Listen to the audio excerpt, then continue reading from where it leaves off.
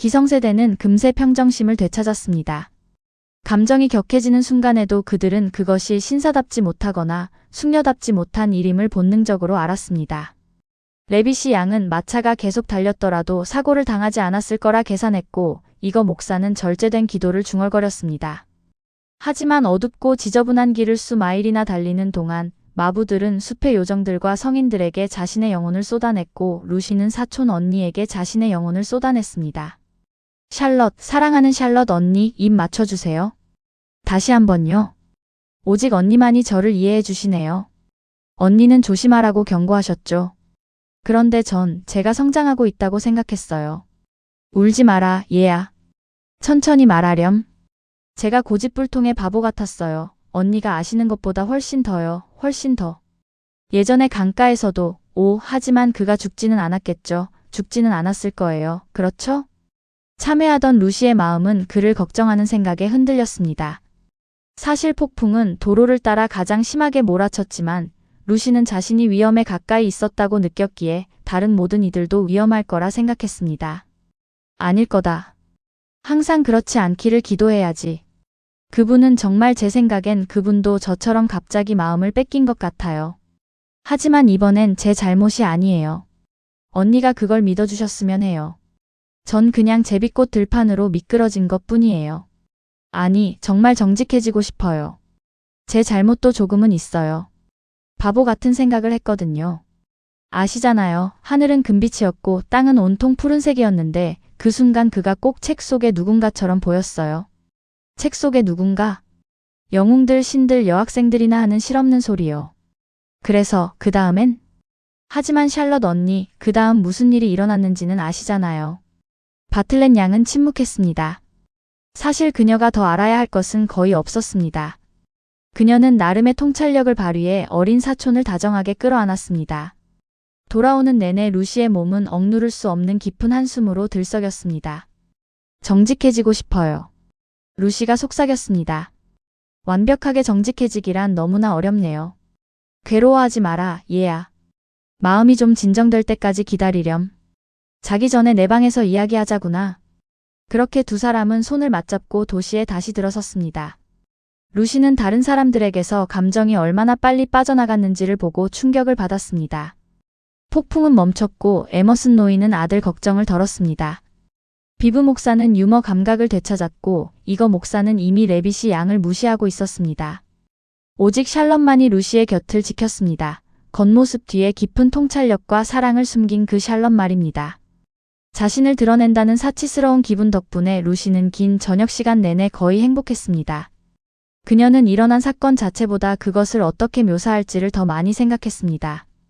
자신의 감각, 용기의 발작, 이유 없는 기쁨의 순간들, 그리고 신비로운 불만까지 모두 사촌 언니 앞에 정성껏 늘어놓을 작정이었습니다. 그러면 언니와 함께 성스러운 신뢰 속에서 그 모든 것을 풀고 해석할 수 있겠지요. 마침내 루시는 생각했습니다.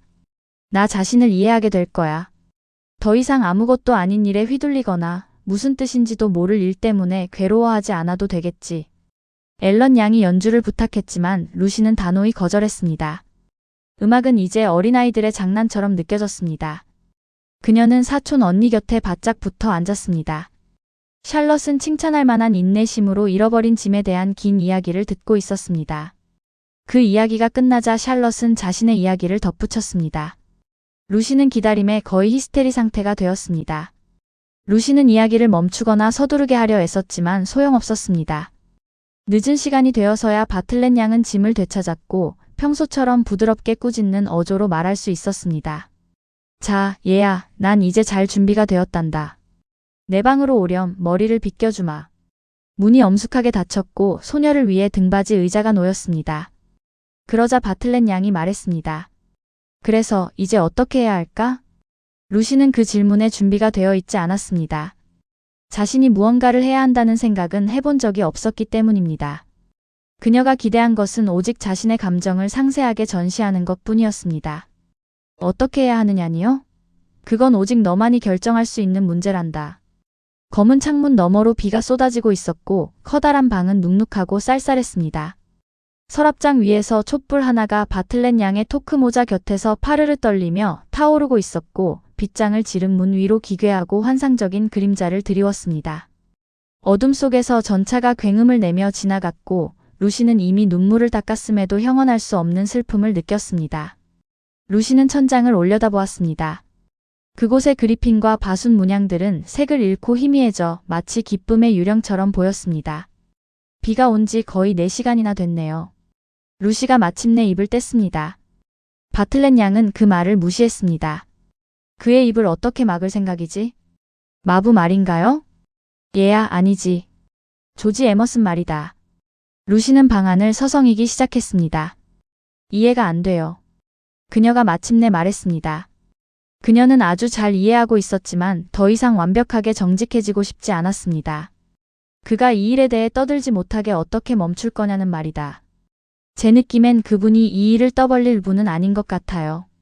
나 역시 그를 너그럽게 판단하고 싶구나. 하지만 불행히도 난 그런 부류를 전에도 본 적이 있어. 그들은 자신의 무용담을 혼자만 간직하는 법이 거의 없거든. 무용담이라고요?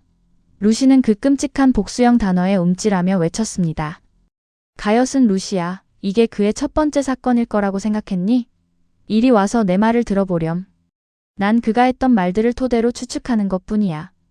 점심시간에 그가 한 사람을 좋아하는 게 다른 사람을 좋아해야 하는 또 다른 이유라고 앨런 양과 논쟁하던 거 기억나니? 네. 그 당시 그 논리에 기뻐했던 루시가 대답했습니다. 그래, 난 고지식한 사람은 아니다만 그를 나쁜 청년이라고 부를 필요는 없어도 그가 철저하게 교양 없는 사람이라는 건 분명해. 네가 원한다면 그의 한심한 가문 내력과 교육 탓으로 돌려도 좋겠지. 하지만 질문은 여전하구나. 어떻게 할 작정이지?